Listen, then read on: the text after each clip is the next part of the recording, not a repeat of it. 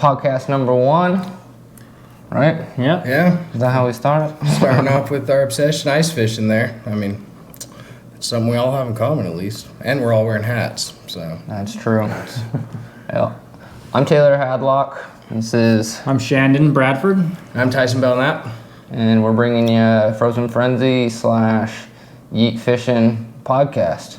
So we're just here talking about early season ice fishing, hoping to have ourselves a good talk and getting excited about what the season has to come. What are you guys excited for? You're getting stoked. Today it snowed, so a lot of snow on the mountain right now. Temperatures in town are 46 or so, high 40s, so we're getting excited. Yep, I mean, I'm probably keeping these YouTube videos of ice fishing, making revenue all summer long, because that's what I do to kind of keep my itch going. I mean, I look out, same thing with what I purchased there. Always looking at stuff for cheap deals during the off ice season, and just can't wait to get that ice on. Yeah. Tyson's always texting me, "Oh, dude, check out what I got. Look what I got," sending me pictures and stuff through the summer. So Yeah, you gotta buy the deals. Then I gotta ask him if he wants the old stuff there. So since I got this. So what stuff are you guys excited to use this winter? So I got that new Eskimo 650 XD there with the plaid. Of course, got to go with the limited edition there. Super sweet. stoked to use that. It's got that kind of what would you say? Not octagon.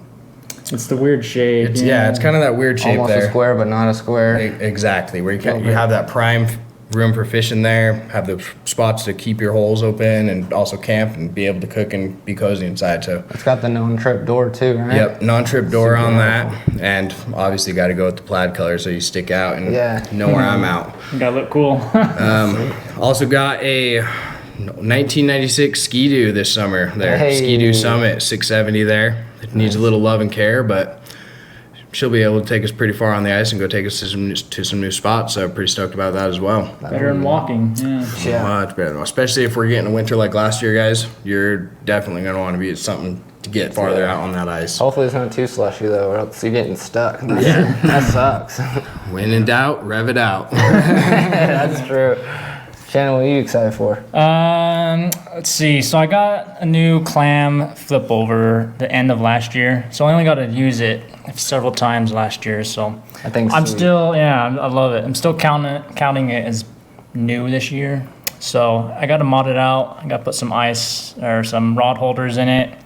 Got to wire up some lights and I don't know, a bunch of different things I got to work on. Have you camped in it yet? I've camped in it once. Okay. How was that? Camped in it. So it's a 2-man flip over. It's a Clam XT 2-man. We'll put the name of it here on the video.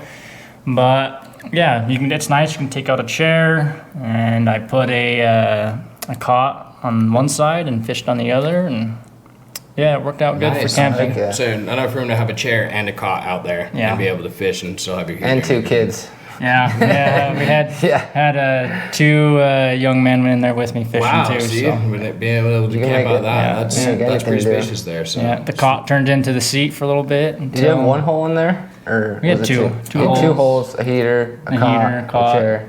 Yeah. Dang, that's crazy. So it's pretty big. Make it work. Yeah, those flip overs they're making them big. And then I'm on the other end. I got the 850 XD. I could fit, we had 2 of us in there with cots, 2 kids on the ground.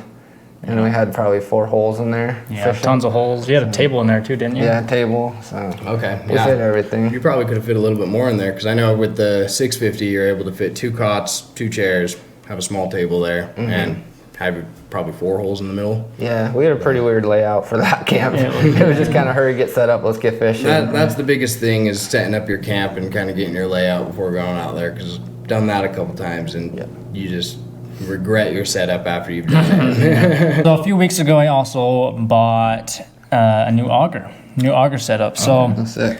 I got the M18, so the Milwaukee M18 drill. Okay. I got 2 6 amp hour batteries, and then That's pretty important to make yeah. sure that those drill augers run correctly. I've gone through the hard trial of doing your 2 amp hours or kind of going the cheap route, and you definitely gotta make sure you've got enough power to run that drill. Oh yeah, for sure. That's important. Otherwise, it's just kind of a waste, I guess. But then I got the Eskimo pistol bit, 8-inch pistol bit. So I got everything off of Facebook Marketplace.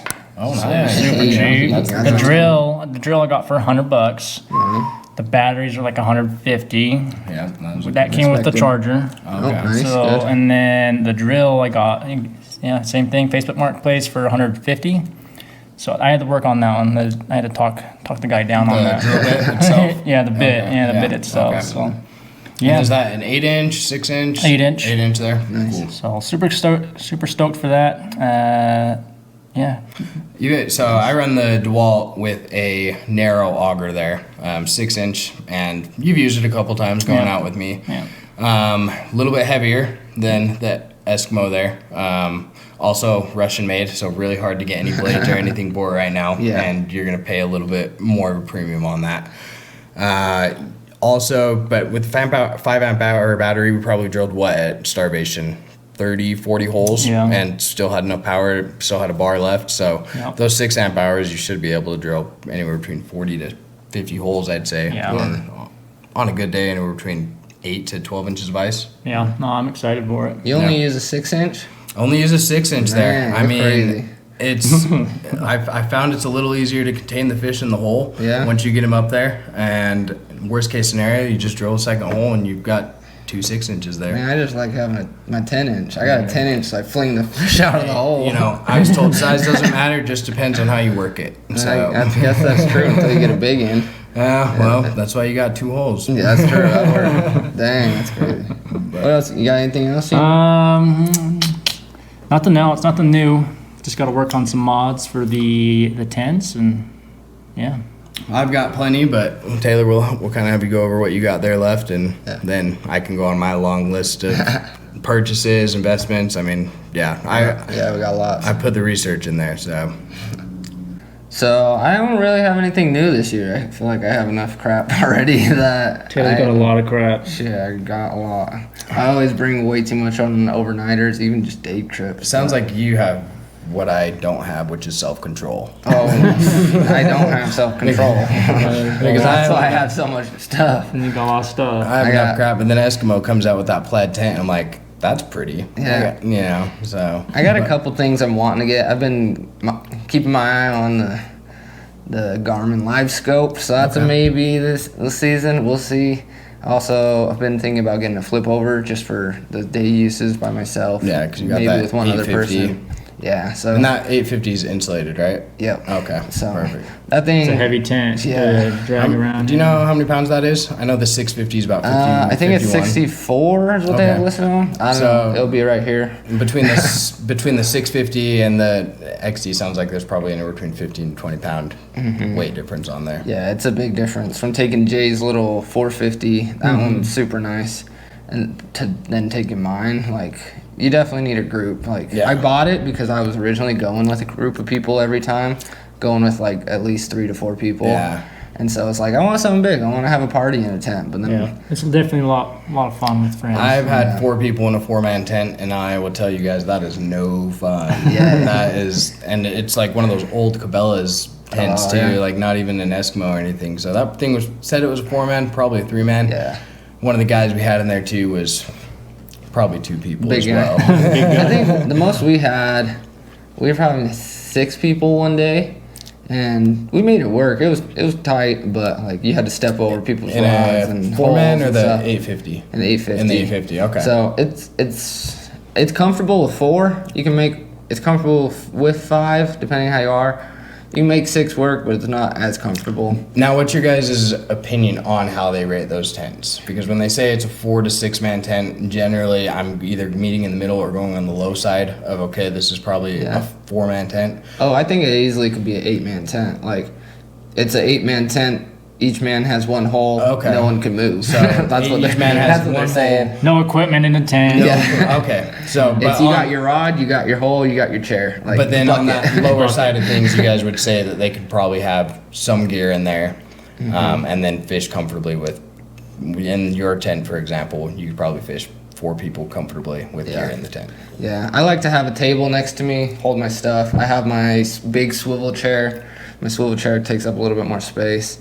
And then I like to have sometimes 2 holes for myself, one for the transducer and then one to fish out of, just so it's easier to get the fish up. Okay. So It's a good point. Like you could say like 6-man tents for like 6 holes, or so. Yeah.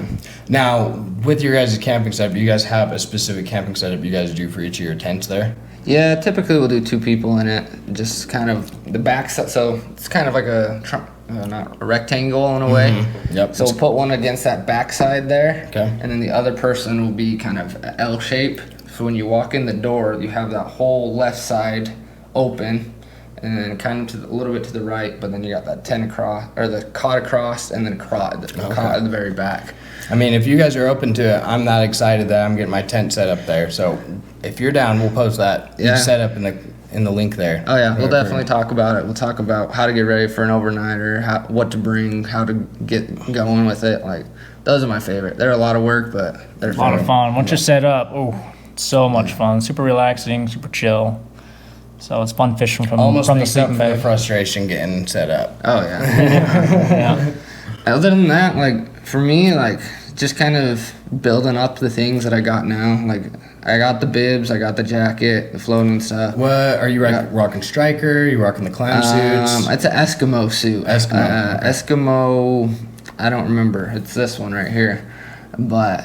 Yeah, I love it. Like, it's got the floaty stuff in it. Keeps me warm, toasty. Like, I fished out of the tent 95% of last year just because it was, like, I was warm and I was hole hopping. Like, my goal last year was to find walleye and catch walleye through the ice. So it was, like, that's what I was doing, was just moving to where I could find the fish. So You made it happen too. There you we go. got them finally. Yeah. Well, and that's where I've sort of had to upgrade kind of some of my gear and stuff because I wanted to be in that run and gun situation. But unfortunately, the boots that I had purchased were, I could be out running and gunning for 30, 40 minutes, but when you get in those real tough days, 7, 8 o'clock in the morning, I've been out there since 6. By the time I hit 7, 8, I'm like, hey, well, I found some fish. We'll go ahead and set the tent up there. Definitely. So at that point, I did purchase some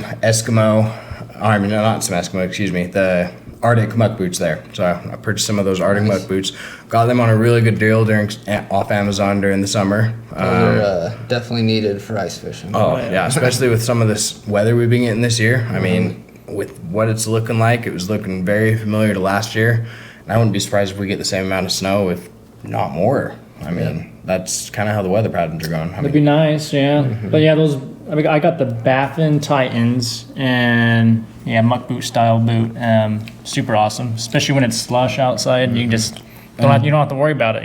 You had those last year? Yeah. Okay, perfect. Yeah, this guy. I mean, we'd meet up with him, and most of the time I was with him, he saw I'd have a group of people with me, and that's part of the motivation to get a bigger tent there. I mean, I only have so much room, and half the frustration is, I need to switch the rod, but the rod case is on the other side of the 3-man tent with 3 people in it. Yeah. So I did upgrade from an Eskimo 3i fat fish, so I had the insulated roof, and just really stoked to be able to kind of go out and do camping trips and not have to worry about all that heat leaking out the side, because even with that insulated roof, it's chilly. Yeah. I think it's cold. So with all the gear you guys are buying, getting ready, what are you guys doing otherwise to get ready for the season? I mean, there's the hype, obviously. Like, the ice is coming. We want to get on it. What are you guys doing to get ready? What goals you got? Where do you want to go? What fish you want to target? Well, we've been sending each other the temperatures pretty often. So That's pretty right. the UDOT weather cameras, it tells you the temperature. You can see if there's snow or not on the ground. So we've been watching that pretty heavily. Trying to get that first ice bite for sure. So, I mean, for me, generally getting ready for the season, watching a lot of YouTube videos and stuff, just feeding that fix like I mentioned earlier. Also, just preparing for the type of fish that I want to catch. I mean, I've gotten to the point where I've been doing this for almost 4 years now. So, you get sick of just going to Strawberry and catching the cutthroats and things like that, and you want to kind of You do? expand out. You get sick of that? I mean, once you hit a Wimpy little. 40 fish day, multiple days, and you're like, come on, just be something different. You're It's stoked when great, you get a yeah. rainbow. It is. It's fun. Like, those places are great to take people that have never fished before and to get them on. Seeing their Yeah, excitement, exactly. like catching good sized fish. Yeah, they're like- good fish.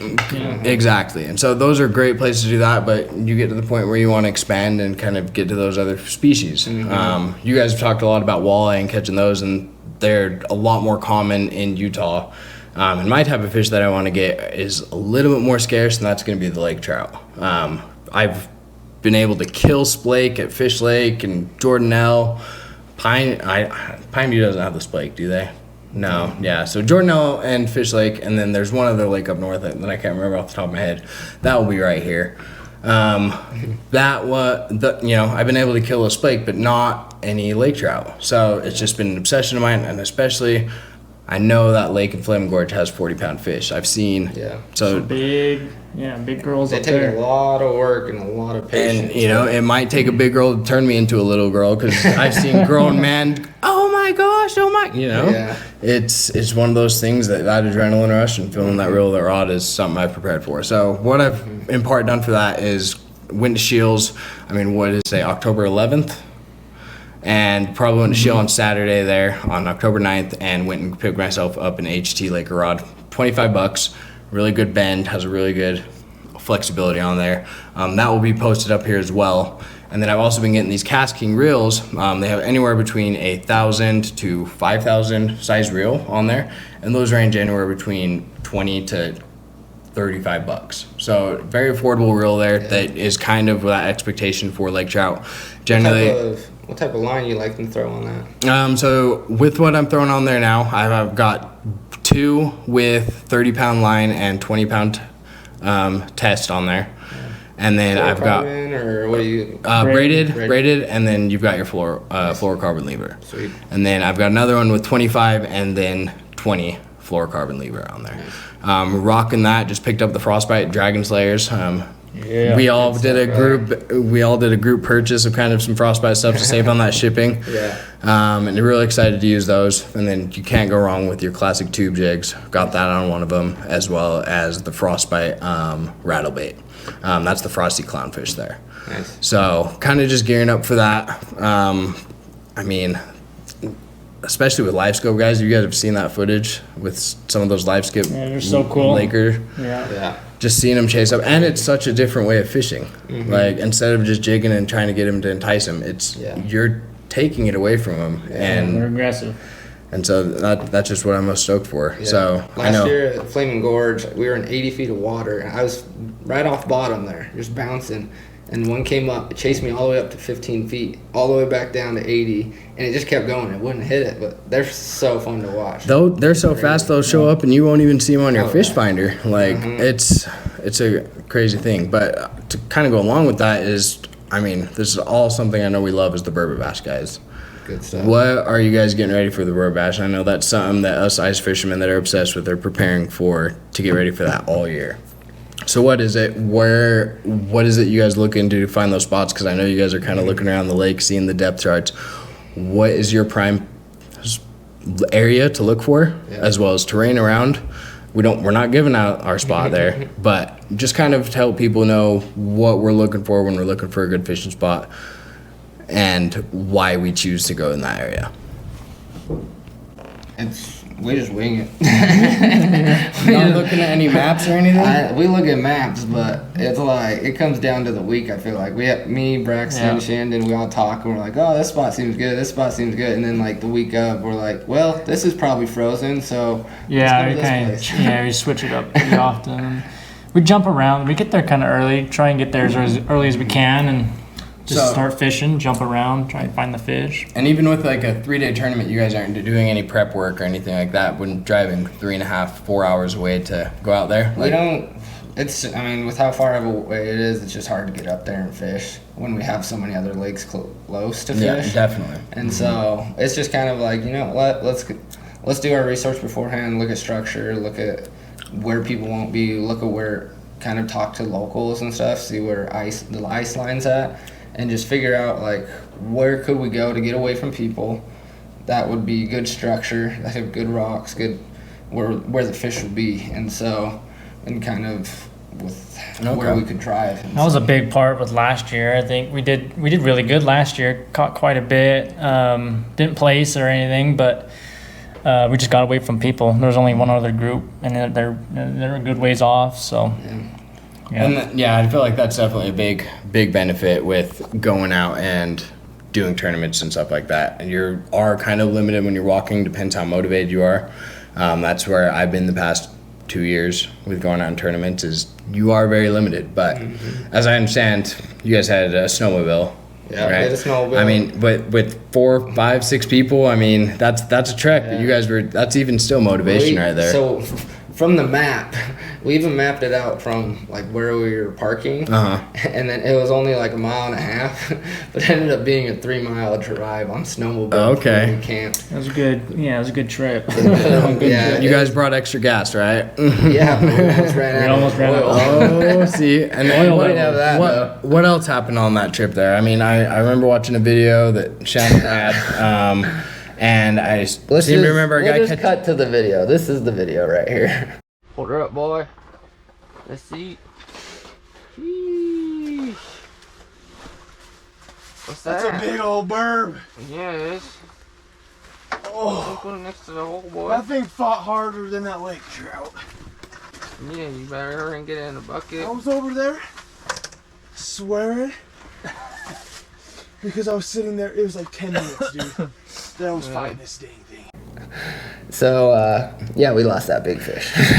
And If you're not watching this podcast on YouTube, definitely go check it out. We had one of our teammates dropped a monster burbot through the hole. So after he was told to put it in the bucket by every single other person in the tent, as I recall from the video. Yep. So, anyways. We love you, Braxton. Good work. yeah. But you live and you learn. That's part of ice fishing. I mean, I know there are going to be a couple times when I'm going out there looking for Lakers to hook up on one that I know is big, and he's going to get off. I mean, we've all had that heartbreak, but Yeah. I think we could probably have a podcast too that just talks about like what do you do to prep for tournaments? What do you do during tournament? Like what's your execution plan? How are you going to go about it? What do you go for most fish? Go for biggest fish? Go for location, be next to people, get away from people, what? So for sure. That's definitely something that we take into play when going into tournaments. Definitely. Now, with our goals and stuff, do you guys have any new lakes or anything that is part of your goals? I know for me personally, Joe's Valley has been one of those ones on the top of my list, and that's definitely one I'm going to be making motivation and going out to hit there. I'm hoping Deer Creek freezes good again. Last year we had such a good freeze, but I just wanted to figure the walleye out there, but I couldn't. I could not find them. All I kept getting was rainbow after rainbow. I had probably a 56 fish rainbow day that one day. Dang. And it was like I probably walked 4 miles on that early ice, and I could not find a walleye. So See, I don't know what it is. I just want to figure that lake out. There have been a couple times when I've met Shannon out there, and no luck. We end up starting fishing together, and the next thing you know, we're 2-3 miles apart, and that's just from us looking and trying to find the fish. Yeah. Deer Creek is definitely a difficult one to fish. I've heard a lot of frustration there, and it's also kind of hard to plan for because you're not sure if it's going to freeze all the way. Yeah. Generally, you kind of get just that area by the island and a little bit further. What is that? West of that, and that's kind of generally freezes towards kind of that Orem area. But you don't get anything past a third of the lake freezes in most years, and I know it's the same thing with Bear Lake. That's one of the kind of those higher percentage of Lakers destinations, but it doesn't freeze every year. I mean, it's been 15 years since it's froze twice, is what I read, and 2 years in a row, because we just haven't had winters like this, which I'm really excited for to have kind of these cold, like everyone's complaining about this cold weather at the beginning. It's freezing good. Yeah. Shannon, what do you got? What do you want to hit? I love Deer Creek. It's close. There's monster crappie in there that I want to find. The walleye, of course, are always exciting. So that's going to be a goal. The main goal, though, I think is going to be for a tiger muskie. Oh, that was sweet. So I love ice fishing for pike. During the burbot bash as well, I set out a lot of tip ups. So And you're pretty good at those pike. I've seen Yeah, it's some fun. pretty good videos of you there. Those will be right here. Yeah, tons of And fun. just kind of give you an explanation of how to catch those pike. Giving you a good tutorial. Shannon's awesome with kind of not hiding things from the fishing community. He wants to teach and kind of explain things to other, and his channel's a great source for that. Yeah. Taylor, same with your channel, correct? Yeah, my channel's iffy. It's all ice fishing though, so nothing summer. The videos will be coming again, but perfect. Yeah, But yeah, all- same thing. You're trying to include that. Teach everyone in the ice fishing community. It's not. We're not here to blur out the back of our photos or anything like that. Like the fish are out there.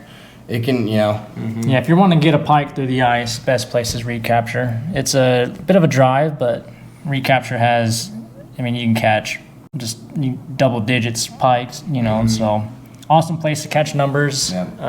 But yeah, the tiger muskie, got a few lakes I want to hit. I've been collecting some chubs and some suckers and some, what are they? What are the saltwater species called?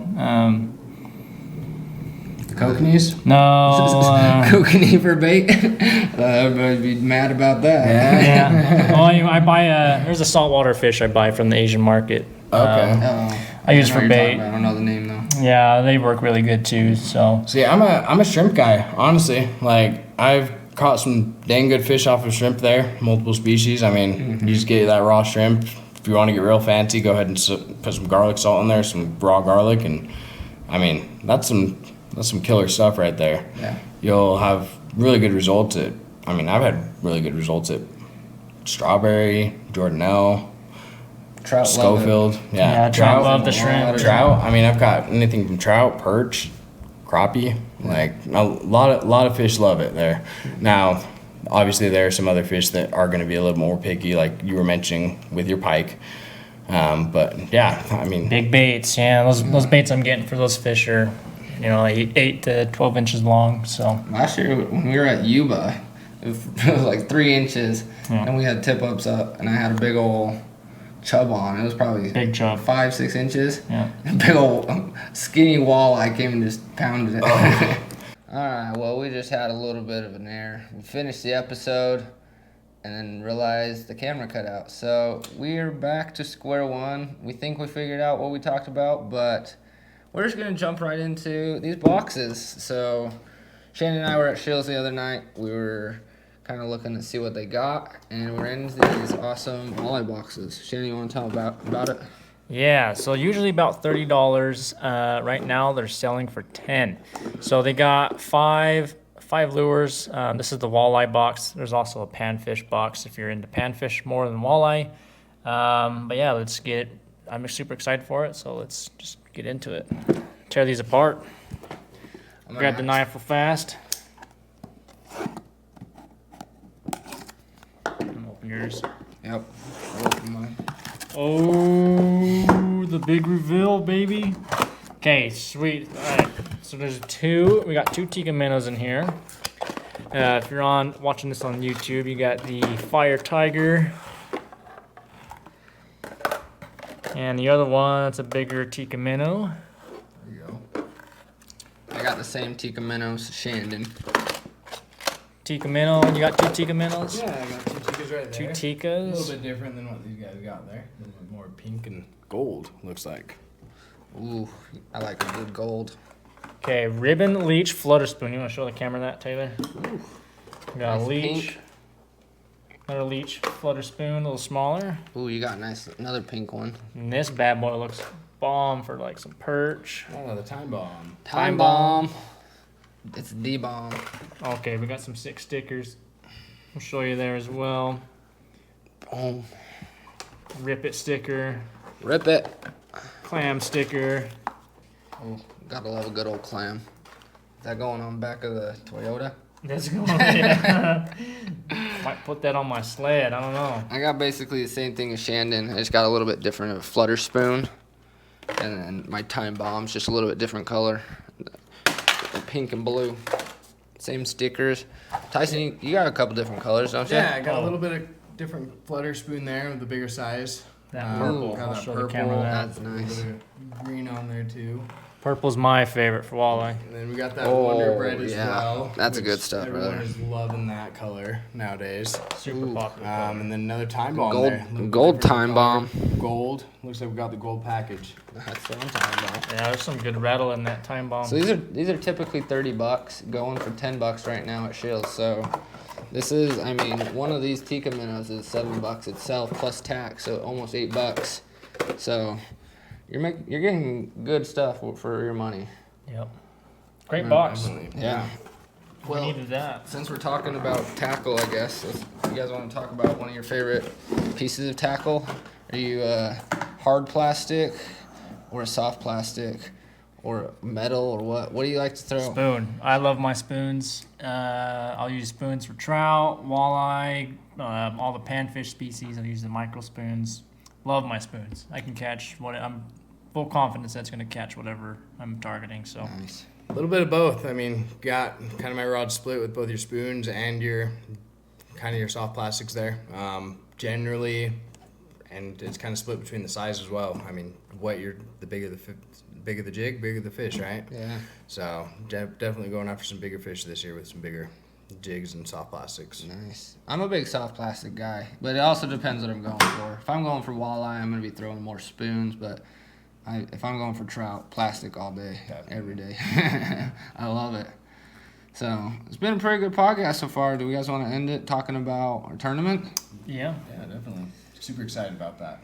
So tournament is called the Frozen Frenzy Ice Fishing Series. We have a tournament over at Schofield Reservoir, and we have a tournament at Strawberry Reservoir. So both of those lakes haven't had tournaments on them as far as I know. Yeah, I don't know of any. Yeah, so some really good Blue Ribbon reservoirs for tournaments. We got some good prizes. First place is going to be $1,000. Money cash, Money baby. in cash, that's right. The green. So second place, third place, and down. We're not sure what it's going to be yet, but we do have some good thoughts. Hopefully some tents or augers or something good there. So We will be giving updates on what prizes and sponsors we get to sponsor that. Yep. We have a handful of sponsors so far. They've donated some rods, donated some jerky, donated some baits. So we have a lot of good stuff that we'll add in, but for the other place prizes, higher place prizes, we'll probably get some bigger prizes with some other sponsors that we have coming in the works. So stay tuned for that. the categories for this tournament is the biggest fish of each species, and we're gonna add all that up. For combined total. Yeah, we're gonna have a combined total of all those fish. So like Schofield, you got the cutthroat trout, rainbow trout, tiger trout. You got the tiger muskie, the wiper. There are walleye in there. 2019, they said they stocked them. Chub. Yep. Any So others we missed? there might be sucker in there, crawdads. Yeah. So whatever fish species you catch, your biggest of each species will be a combined total for the length. So the person at the end of the tournament with the biggest combined length wins it. It's gonna be pretty fun. And you guys got that strawberry one as well, right? Mhm. And what are the species for that one? you got cutthroat, rainbow. You got suckers in there. You got chubs in there, and we are allowing as well the crawdads, crawfish. So And the kokanee. oh, and the Don't forget kokanee. Yeah, whoever gets the kokanee, that might be a winner. those are some good inches there. So Sweet. Yeah, that should be awesome. Well, the cap is 250 people, so make sure you sign up before everybody else does. It's gonna be a good time. Awesome, guys. Yeah, really appreciate you guys putting something together like that. Really good for kind of those lakes that don't get the exposure. I feel like Schofield kind of gets forgotten about after the ice on happens. So Yeah. it's really sweet that you guys are really bringing that down to Schofield there. Yeah, we're excited. We did a poll figuring out what lakes people wanted tournaments at, and Strawberry and Schofield were through the roof compared to everything. So, but a lot of people better sign up because they said they wanted it. Yeah, better make that happen. popular lake, so it should be good. Yep. Should be good.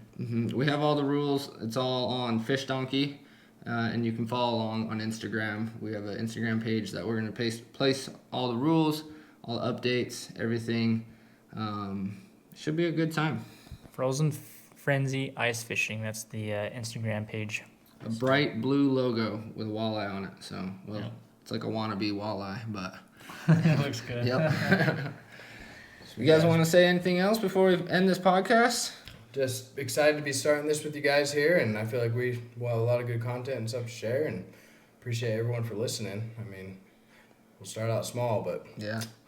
hopefully we put enough content out there for you guys to continue listening and growing that audience. Yeah, we'll just keep learning and growing each time. We'll get some more people. We'll get other people on here, talk about what they like to do. Get some professionals out here telling us how to actually do it. Exactly. Might have a few on the ice as well, so you can listen to the action there of us catching some fish. So And watch the action too, because we'll have these on YouTube, and you can just watch how pathetic of fishermen we are, and maybe catch us in a good moment pulling something big up. There you go. That's the hope, right? Yeah. Awesome, guys. Well, yeah, appreciate you guys inviting me on here and Yeah. giving us a place to vent our addiction out there. Yeah, I'm hyped for this ice fishing season. Like, it can't come soon enough. I mean, we're pretty close. Like, it started October 28th for us last year, and that's only a few weeks away. So yeah, we're just trying to get that hype out there, and we want to hear you guys' hype. So if you guys want to see some different content, talk about different things, let us know. Comment below. Like, tell us what you want to see. Tell us what you want to hear. And we'll bring it up. We'll talk about it. We have a lot of different categories of things we're going to talk about, but we want to make sure we're talking what you guys want to talk about. Exactly. Yeah. And I know later down when the season actually starts, we have some plans. Like, we do plan on doing like a slush report and certain reports of lakes we go to throughout the early weeks. ice reports. Early ice reports throughout the weeks that we're doing it. So we are wanting to kind of give that information to the community as well. So if you guys listen to us during that ice season, we're more than happy to share what we figure out. Yep. Today was just start it off, get the podcast out there, and we tried to do our best. Had some camera issues in between, but we're gonna have us a good time. Like, we have some good episodes ahead of us. I Yes, know we sir. do. Yep. Awesome. Well, Thank you guys for joining. Yep. Thanks for coming. Yeet fishing out.